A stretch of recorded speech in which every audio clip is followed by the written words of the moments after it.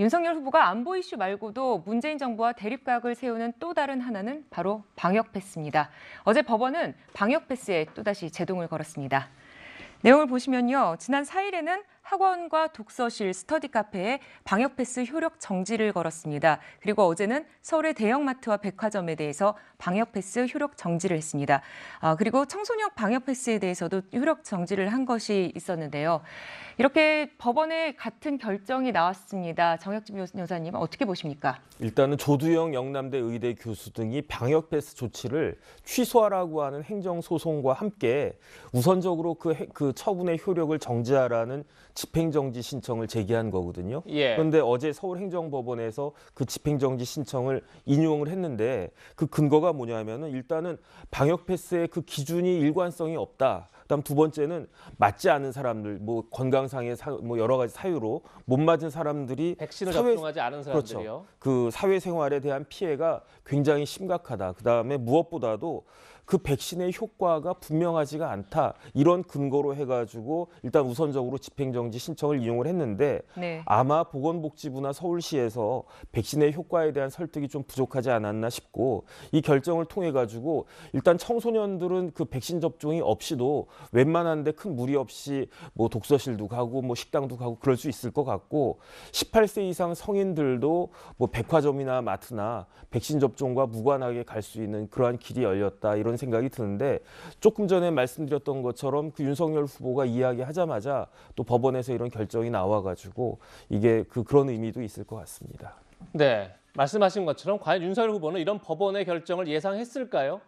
법원의 결정이 나오기 전 윤석열 후보는 자신의 SNS에 이런 글을 올렸습니다. 비과학적 방역 패스 철회, 9시 영업 제한 철회, 아동 청소년 강제적 백신 접종에 대해서 백신 접종 반대 이렇게까지 얘기를 했는데요. 그러자 청와대가 발끈했습니다. 그 목소리 듣고 이야기 나누겠습니다.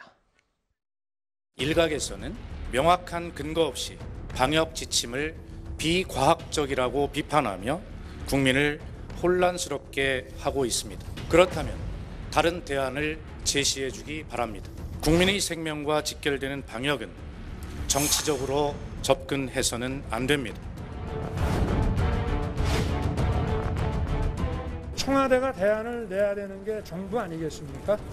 대안이 없으면 제가 가르쳐 드리겠습니다. 정치 방역하는 사람들이 참 끝까지 고집을 피운다는 생각이 드는데요. 지금 해야 될 일이 굉장히 많습니다. 정부 주도 방역이 아니라 민간 참여형 방역으로 바꾸기를 권합니다.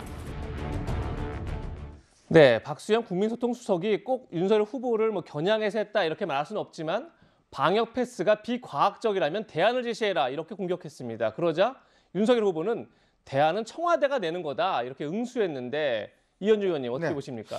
저는 지금 박수현 대변인 굉장히 수석이 감정적으로 좀 대응하고 있다는 생각이 들어요. 그럼 당신이 대안 내봐. 우리가 보통 보면 그렇게 하는데 똑같은 지금 태도를 보이고 있는 거거든요. 지금 제가 알기로는 지난번 그 법정에서도 판사가 정부 측 변호사한테 계속 물었어요. 왜 이게 필요하냐 방역 패스가. 그러니까 제대로 설명을 못했다는 거 아니겠습니까? 자, 예를 들어서 지하철과 버스는 방역 패스를 안 쓰는데 마트 같은 데 필요한 이유가 뭐냐? 라고 이제 설명을 하면 그걸 과학적으로 설명해야 되잖아요. 예를 들어 그동안에 우리 뭐 데이터가 있을 거 아니겠습니까? 확진자라 하든지 예를 들어서 차에서 하든지 이런 데이터가 있을 거 아니에요.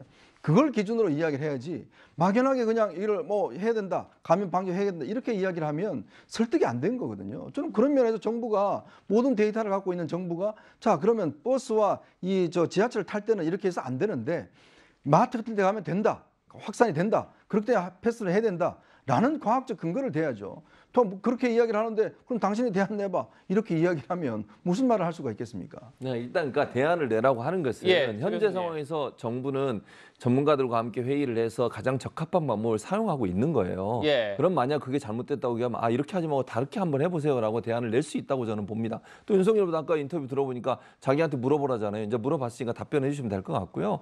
이게 방역은요 자꾸 정치적으로 접근하면 저는 안 된다고 봅니다. 이번에 법원에 나온 것도 뭐냐면 18세 이하의 어린 어린 청소년들한테는 방역 패스가 아니라도 밀집도 제한을 통해서 과도한 제한, 그러니까 밀집도 제한을 통해서 충분히 할 수 있으니 과도한 제한이다.